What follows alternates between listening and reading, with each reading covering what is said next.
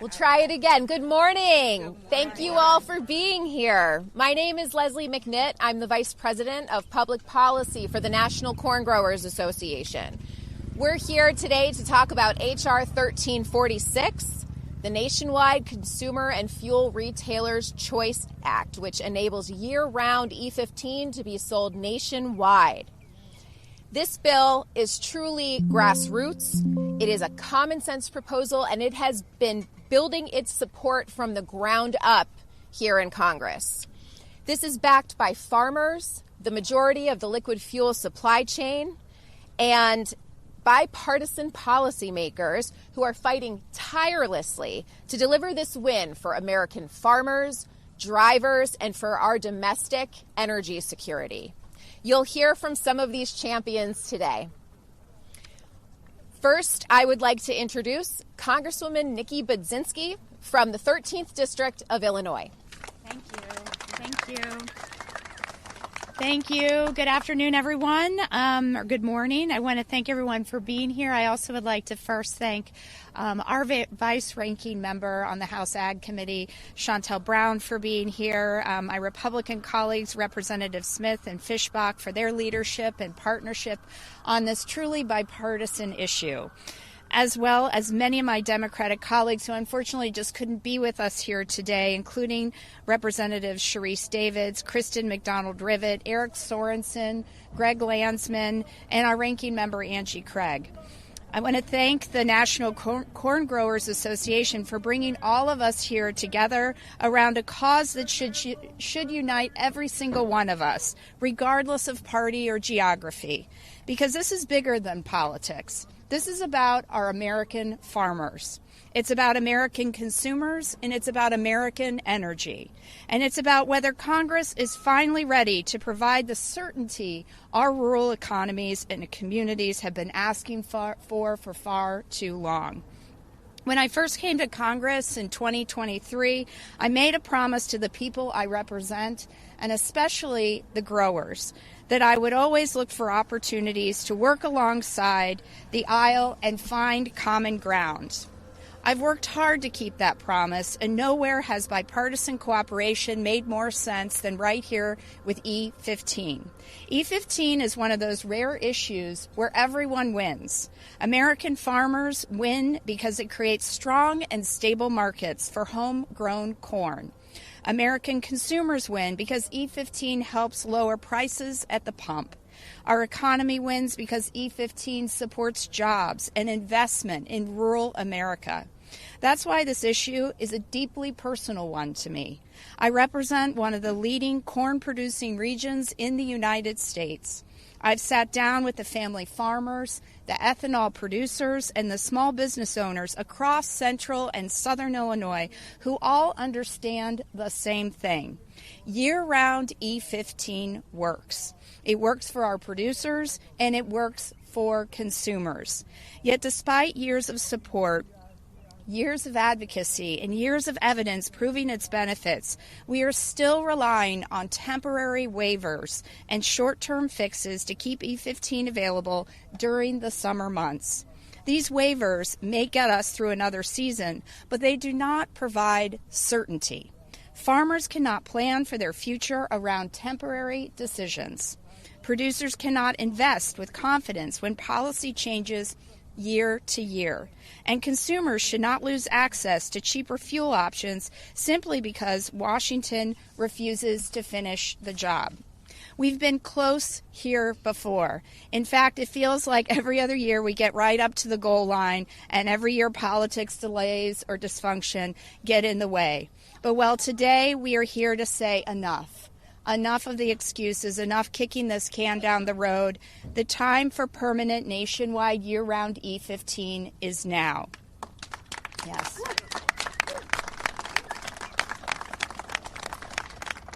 And let me just add that the evidence is really staggering. Earlier this year, USDA projected U.S. corn production from 2025 to 2026 marketing year at a record-breaking 12 billion bushels. At the very same time, USDA warned that supply is outpacing demand. Our farmers are under growing economic pressure, and without stronger domestic markets, many producers are heading toward a crisis. Farmers are facing rising costs, shrinking margins, and growing unpredictability, not because they are failing, but because the system is failing them. And while our producers are struggling, American families are being squeezed, especially at the gas pump. Right now, the average price of gas nationwide is around $4.50 a gallon.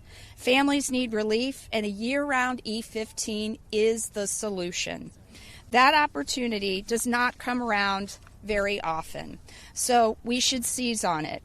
That's why today I am calling on my colleagues, Republicans and Democrats alike, to come together and finally pass year-round E15 nationwide. Let's deliver the certainty for our growers, let's deliver lower costs for consumers, and let's strengthen American energy independence. And let's show the American people that Congress is still capable of coming together to solve real problems. Thank you very much.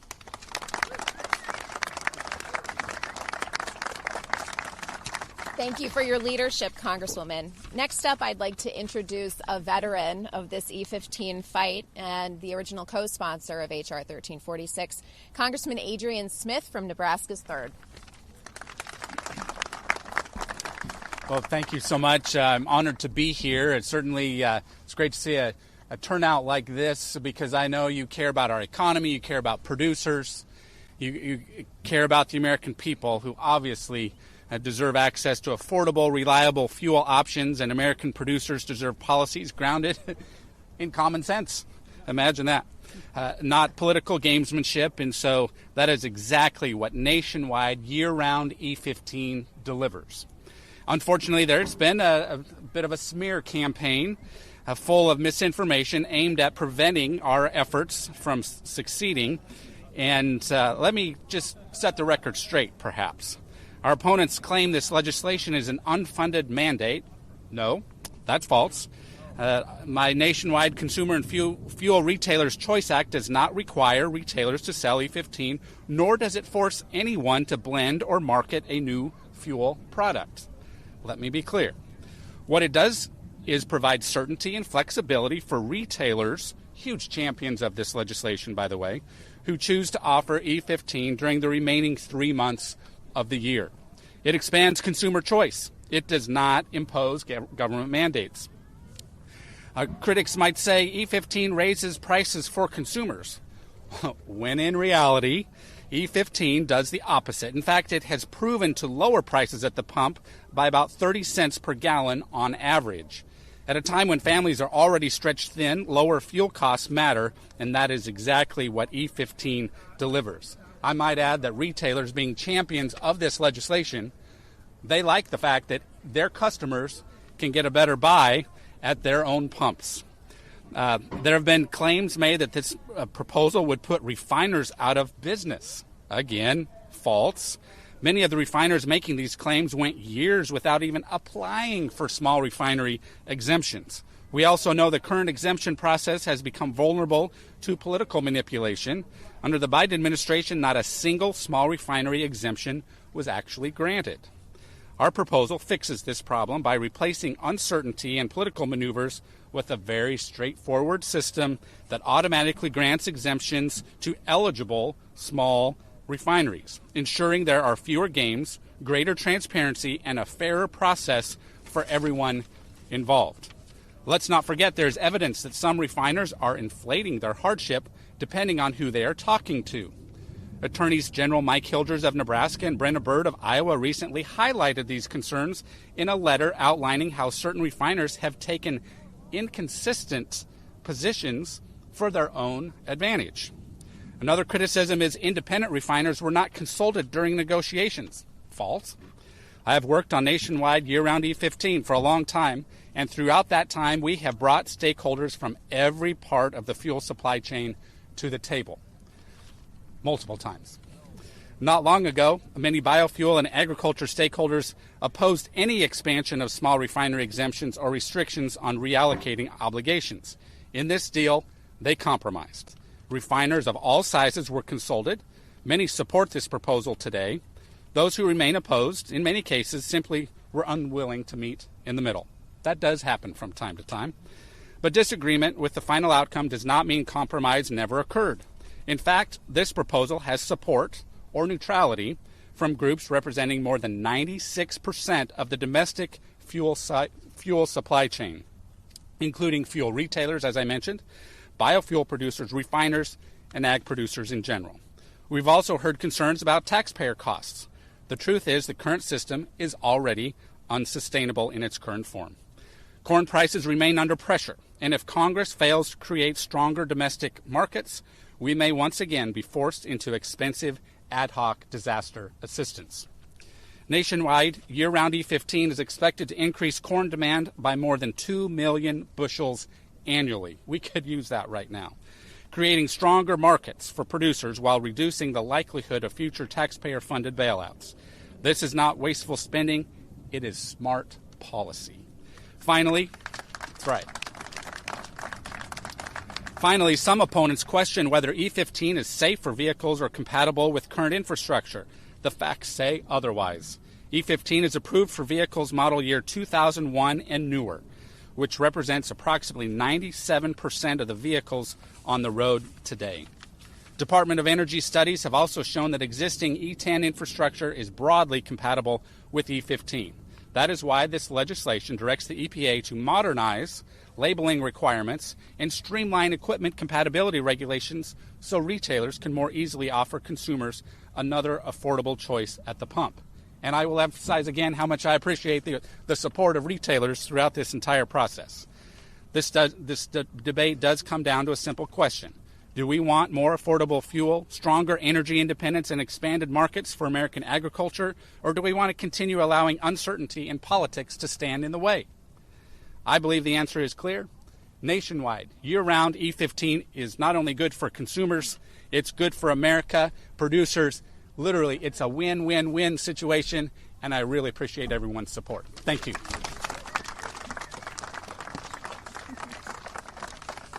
Thank you, Congressman. Next, I'd like to welcome Congresswoman Shontel Brown from the 11th District of Ohio, who is the vice-ranking member of the House Agriculture Committee.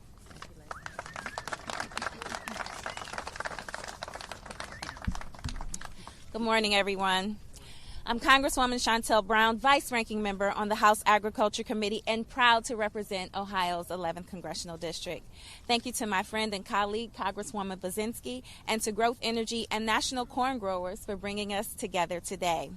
I particularly appreciate Jed for being here today and for his continued advocacy because, like me, I know he'd rather be back in Ohio than here in Washington. I wanted to be here this morning for a simple reason. We need year-round E15. Consumers need year-round E15. Farmers need year-round E15. Working families need year-round E15. People in urban districts like mine need year-round E15, and so do communities across rural America. At a time when families are getting squeezed at the pump and farmers are facing uncertainty from every direction, this is one of the clearest bipartisan wins in front of Congress. Year-round E15 means more homegrown American energy. It means lower costs at the pump. It means stronger markets for Midwest farmers. And it means less dependence on foreign energy sources at a moment when global instability continues to drive volatility. Frankly, many of us from the Midwest have been calling for a permanent nationwide fix for years. We know this works, we know consumers want it, and we know it saves money. And the truth is, the cleanest and most effective path would have been passage of the original Consumer and Fuel Retailer Choice Act. And we should have gotten this done back in December of 2024, but unfortunately, it was derailed by a single tweet. And yet, the perfect cannot be the enemy of the good. So while this legislation may not be the exact version many of us would have written on our own, it's still progress. It is still a win for consumers, for farmers, for domestic energy production, and for common sense. And I think it says something important that after all the noise and all the delay, Congress will arrive at the same conclusion communities across Ohio and the Midwest have understood for years, and that's year-round E15 just makes sense.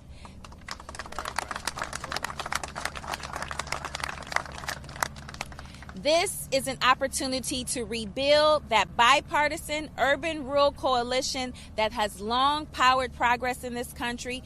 Farmers benefit, drivers benefit, manufacturers benefit, and America benefits. So I'm proud to stand with my colleagues today to continue fighting for year-round E15. Let's get this done.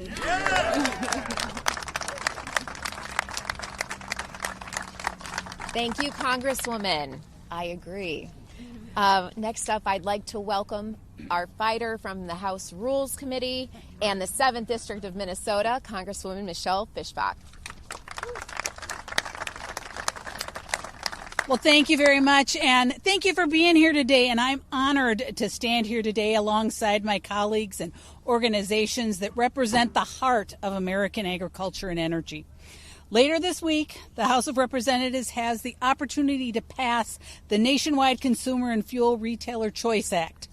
For far too long, the people of western Minnesota and the United States, along with families and farmers across the entire country, have been subjected to frustrating, outdated, and unnecessary regulations.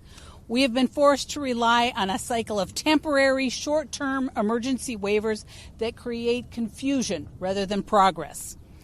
Currently, outdated regulations from the 1990s effectively ban the sale of E15 during the summer months. This summer ban limits consumer choice, it drives up prices at the pump during the height of summer travel, and restricts the market for homegrown biofuels. That is why I am so proud to see the text for permanent year-round E15 included in this legislation to finally provide the certainty that our agriculture and energy sectors deserve. We are moving past the era of temporary fixes and toward a future of long-term stability. The benefits of E15 are clear. First, it is a major win for American consumers. E15 is a lower-cost fuel option, and during times of fluctuating global energy markets, we must provide relief for hardworking Americans. Opening the market to year-round E15 sales is a proven way to lower gas prices and provide more options at the pump.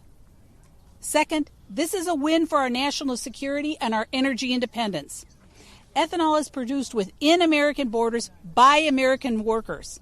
Every gallon we blend is a gallon of oil we do not have to import from foreign countries.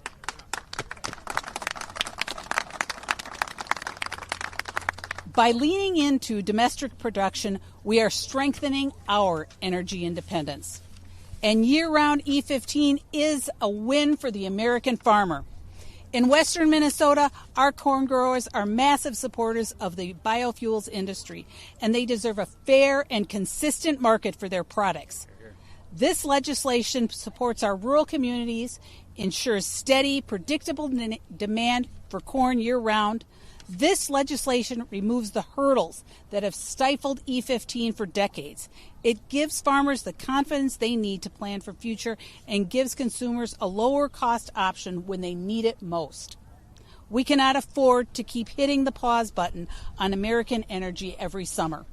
It is time for a permanent nationwide solution that supports our growers, lowers costs for families, and reinforces our commitment to American-made energy. Let's get this done this week. Thank you. Thank you so much.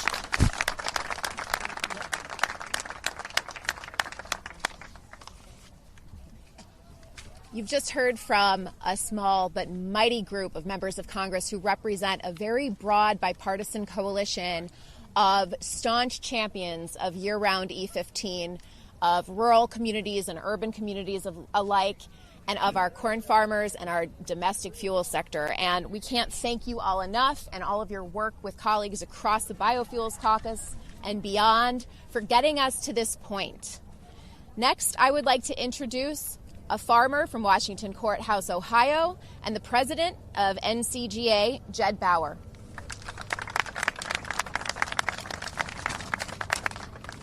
Thank you, Leslie.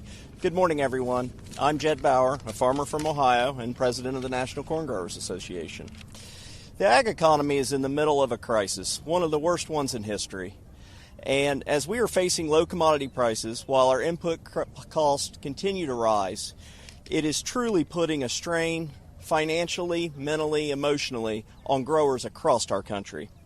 Expanding access to higher blends of ethanol like E15 is one immediate solution we can bring back to the rural American farmers. Expanding access is why we're calling on the House to pass H.R. 1346, the Nationwide Consumer and Fuel Retailers' Choice Act. Year-round E15 would create a stronger, more reliable domestic market for our products off the farm. It would lower fuel costs for American drivers, and it would increase America's energy security. Standardizing the availability of year-round E15 would increase corn demand for ethanol by 2.4 billion bushels per year at full adoption. This would be tremendous for America's corn farmers. And also bring back true growth in rural communities, to all of whom are in desperate need of that at this moment. Just as important, E15 saves drivers money at the pump. As we see on our signs behind us, from 10 cents to 30 cents, I personally fill up with a 50-cent savings. All drivers need that right now. And homegrown biofuels are an important piece of America's energy supply and security. Expanded access to E15 increases both of those. While we're asking for here is not a mandate, it's a choice and a chance to increase the availability for E15 to all. And by extension, allowing Americans the choice to fill up with what they want and the price they want to pay. Farmers want to sell our products in a marketplace at a fair price, but the outdated policies are preventing us from doing just that. It's time once and for all for E15 to be available year-round. And I want to take time to thank the members that are here today that have truly been champions for us, and all the members that could not make it here that have been supportive of this legislation from its inception. We are truly beneficial to have these wonderful members fighting for us. So thank you.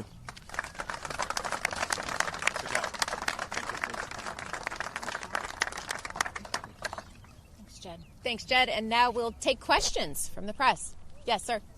Congressman, have you overcome enough opposition from the farmers that you can now get the support that you need from the oil patch Republicans to drag the farm bill back to the Rules Committee? And if the Rules Committee tomorrow separates this bill from the farm bill and pass it, not only through the House, but get it to the Senate as a freestanding bill, it's always been a question. Well, the word is out that 96% of the fuel supply chain is in support of this effort. And that's pretty good. It's a pretty good score. And so we, existing policy, as I outlined previously, has some problems. And so I know that there's an understanding among many of my colleagues that status quo versus a positive change that offers consumers more choice, and a great bipartisan demonstration here, consumers we are all, and that combination, I think, is what is really winning the argument right now. And as far as the freestanding bill? Well, that was going to be that way even without the new rule that's been proposed. Our champion on the Rules Committee has been very adept at, the process of what's required, what's necessary, and how we ultimately get this across the finish line. So, thank you. Other questions? Go ahead. Can you characterize where the American Petroleum Institute is at this point on the process? There are various stakeholders. It boils down to the fact that 96% of the fuel supply chain is supportive of this. I'd encourage you to speak to them directly.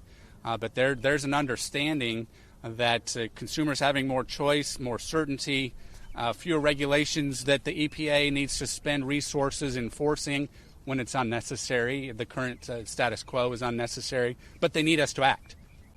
And that's why It's so important that we act and we don't just rely on the seasonal waivers that have prevailed to date. Yes. There's been talk about suspension of the gas tax. Is that something you'd be supporting? I'd want to look at the details and get more input on that from economists and so forth. I'm going to keep an open mind about various proposals for consumer relief. Consumers are getting some relief. This is right in front of us this week. So obviously I'm excited about this, but I'm even more excited about delivering results for the American people on a bipartisan basis. That's the result of a lot of diligent work by a lot of people, and I'm grateful for so much support. Other questions? Yes. Yes, Terry Haxton from the Haxton Report. Is the bill that you expect to come up in rules and on the House floor exactly the same that was proposed before, or have there been negotiations? It's the same. It's the same. Yes. Same as the amendment that came out of rules. The bill that came out of rules previously, under the great direction of Michelle Fishbach. I'm sorry? They have to separate it. The rules will act on this today to separate it. If that ultimately doesn't fail, then we move on with the previous rule that's already in place. I'm good either way. Yep. Yes. And one more thing to understand the process here. So if the Senate does not vote on this as a standalone and we act on something else, which seems more likely, that means it's got to come back to the House and vote on it again. I would anticipate that. That the thing gets modified in some way that you don't like. When it comes to the Senate, there's always that concern.